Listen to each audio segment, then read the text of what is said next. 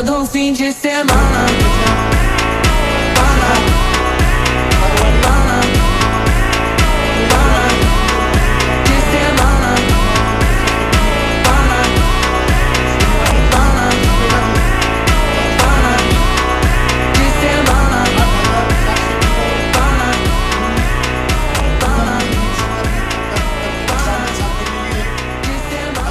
हेमंत पवार जो आहे हा याचा जो मुख्य सूत्रधार आहे, प्रथम याला अटक करावी आणि याच्याकडून सर्व माहिती घ्यावी. त्यावेळेस पूर्ण सगळ्या सिन्नर तालुक्यातील त्याच वेळेस दूध भेसळ दूर होणार आहे.